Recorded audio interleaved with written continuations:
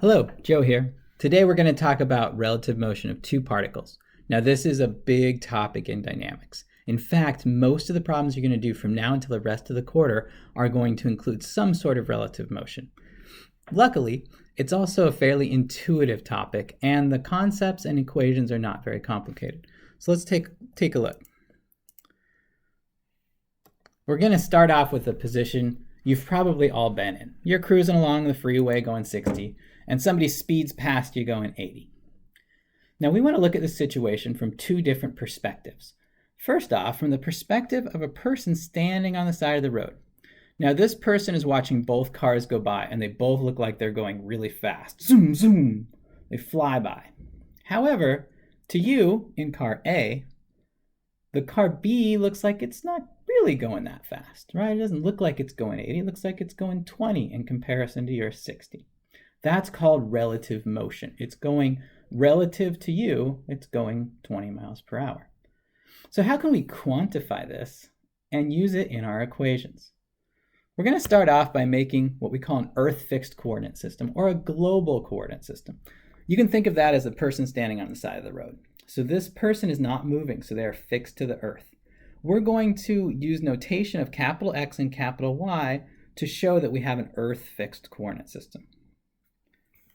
We can use that coordinate system to find the position of A, which we call the absolute position of A, because it's relative to that global coordinate system. And you can see we're using the vector r sub A here. Same thing with B. The absolute position of B is relative to this Earth-fixed coordinate system. However, you're not standing on the side of the road. You're in car A. You have a different perspective. So the relative velocity compared to you is different than compared to the person on the side of the road. We're going to call that a reference coordinate system. And we can set that up here at car A. This reference coordinate system is going to have a lowercase x and a lowercase y to show that it is our reference coordinate system. And of course, that coordinate system is moving. It's moving with car A. From that coordinate system, we can find the position of B with respect to our coordinate system A. Now, it's really important that we look at the notation here. The position, we use R for position, and it's a vector, and it's the position of B with respect to A. Every time you write that, make sure those are the words going through your head. I don't want to hear any B/A. In order to remember what this means, you should say the position of B with respect to A, okay? So with respect to you in car A, B is going 20 miles per hour. Now, as you've probably already noticed, we have a relationship between these three vectors. We have a tip-to-tail relationship. And it might not be what you think initially. If you look at the tip-to-tail, it's right here at car A. So we're actually adding RA plus the position of B with respect to A is going to be equal to the absolute position of B. Okay. If we wanted to solve for the relative position of B with respect to A, we could, and we would say that that relative position of B with respect to A is going to be equal to the position of B minus the position of A. And both of those are the absolute positions from the Earth-fixed coordinate system. Now, there's a great way to remember which order these need to go into, and I call it pseudo-canceling. If we look at this equation right here, I'm just going to rewrite that. We've got the position of A plus the position of B with respect to A is going to be equal to the position of B. Now look down here at the subscripts. You notice on this side we have just an A, and on this side we have an A on the bottom. You can think of it as this A on the bottom canceling out that A on the top, and we end up with B. That's what I call pseudo-canceling. So take a look at that and make sure that you're always ordering your relative motion equations in that order so that pseudo-canceling works. Now, we can take that equation and we can take the derivative of it. When we take the derivative of it, we go from position to velocity. You can see we have a new equation here saying that the velocity of A, that's the absolute velocity, plus the relative velocity of B with respect to A is equal to the velocity of B. Now we've already talked about how we knew this intuitively.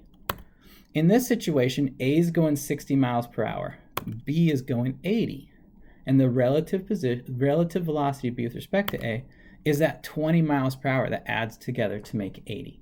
So you can see that this works in a situation that you might be familiar with. Now let's do a quick example problem.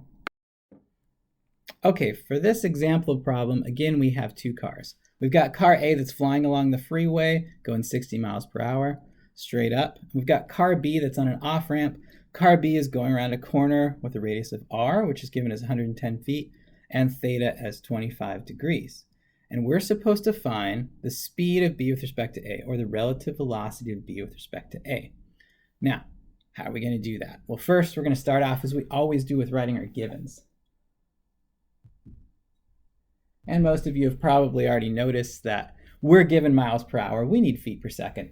So velocity of A is given as 60, and we'll do miles per hour written this way to make it easier to do the conversion of 1 mile for every 5,280 feet, and 1 hour for every 3,600 seconds. You can see the hours cancel, the miles cancel, and we end up with feet per second, and that would be 88. Okay, we need to do the same thing with velocity of B. I'm not going to go through the same things. It's 45 miles per hour, and with the same conversion factors, we get 66 feet per second. Okay, we also are given that R is equal to 110. And we're given that theta is equal to 25 degrees. Okay, now what are we supposed to find? Well, we're supposed to find that relative velocity, velocity of B with respect to A. And it's important that you write it in the correct order here, the velocity of B with respect to A, because it gives us a hint for the next step. Okay, what are we going to do now? Well, we know that we need to find the velocity of B with respect to A, and we know how to write that using pseudo-canceling. Let's start there. How do we write our relative velocity equation? Well, we know that the A is in the bottom, so we need an A on the top. And we know it's a vector equation, so the velocity of A plus the velocity of B with respect to A is going to be equal to the velocity of B. And you can see our pseudo-canceling working. Now that we have written this equation, we are ready to draw a picture of the tip-to-tail relationship. How do we do that? Well, we draw the vectors we know first. We know VA is going straight up because it shows us on the picture. So I'm going to draw that first. My VA is going straight up like this, and it's pretty long. It's 88. Got a magnitude of 88 feet. VA is equal to 88 feet per second. That's its magnitude, and its direction is straight up. And then we know that VB, we've got VB showing over here. We know it's going to be off and to the left. However, VB is not a tip-to-tail relationship with VA. It's going to be a tail-to-tail. So I'm going to draw it down here and make sure it's kind of in the same direction as VB, and it has a shorter magnitude than VA. VB is going to be equal to 66 feet per second. Okay, I made sure there was a tail-to-tail here so that I can do my tip-to-tail with the velocity of B with respect to A. Now it's going to start here at the tip of VA and go down to the tip of VB. That's going to be our velocity of B with respect to A. Okay, that's how I made my drawing. I need a little bit more room. I want it to be bigger so we can look at some angles. So I'm just going to put it up here. Okay, there we go. We've got a bigger triangle. Now we have two sides, VA and VB. We don't have any angles. If we had an angle and two sides, we could find the rest of the triangle using sine or cosine law. But we don't have any angles. So how do we figure those out? Well, theta comes into play here, right? We've got 25 degrees, and what is that? Well, that is from, if we go back to our picture, that is from horizontal to our radial direction. How do we work that into our triangle? Well, let's go ahead and draw VB on its own. VB is going out like this. Now we know that R has to be perpendicular to the velocity. How do we know that? Because we learned that in normal tangential. The direction of motion is always perpendicular to that the line to the instantaneous center of curvation. So we got a perpendicular line there. If I draw in a horizontal line here, This is our r, and this is theta. Okay, what does that mean with this small triangle here? That means this angle is 90 minus theta, because angles in a triangle always have to add up to 180. 180 minus 90 minus theta has got to be that angle there. So now all we need to do is figure out, how does that angle work into our triangle up here? Well, we know this is a horizontal line. Sorry, it looks a little slanted. Not everything is square on my board here, but this is horizontal. And this line, I could continue up. I'd go ahead and draw my horizontal line here. And hopefully you can see that this angle right here is 90 minus theta. It's the same as this one, because we got that extension of velocity b, we got a horizontal line. And you know that these two angles are opposite each other, and they have to therefore be the same. So this one is 90 minus theta as well. And what is horizontal to vertical? Well, that's 90. Okay, so the total there would be 180 minus theta. 180 minus theta would be 180 minus 25, and we'd equal 155. Okay, so 155 degrees is this angle here.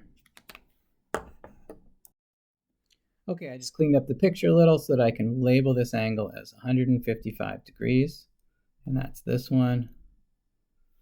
And now we have two sides and an angle, and we can use the law of cosines. The law of cosines tells us that if we want to find the velocity, this side, the velocity of b with respect to a squared, it's going to be equal to the other two sides, which would be our velocity of a squared plus the velocity of b squared minus 2 times the magnitude of those two times the cosine that is opposite of the one we're trying to find, 155.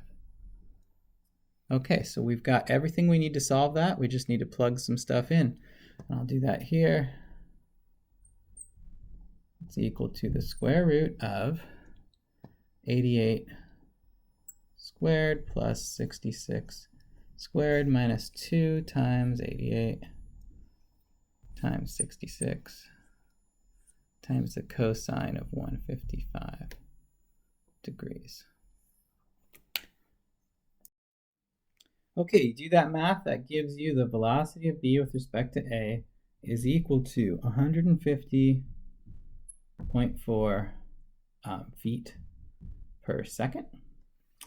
And this problem didn't really say, but if they want miles per hour, we can convert that back. Multiply by 5,280 feet on the bottom, 1 mile, and 3,600 seconds for 1 hour. And our seconds cancel, our feet cancel, and we get miles per hour. And that would be equal to 102.56 miles per hour, or to 3 sig figs, 103 mph. Okay, now that just gives us the magnitude, and that's all this question is asking for. Whenever it says speed, speed is the magnitude of velocity. If it wanted the velocity, we'd also have to find another angle here, which we could do with the sine law, and then we would know the full vector. We could break it into Cartesian vectors. Hopefully that gives you a start. Let me know if you have any questions.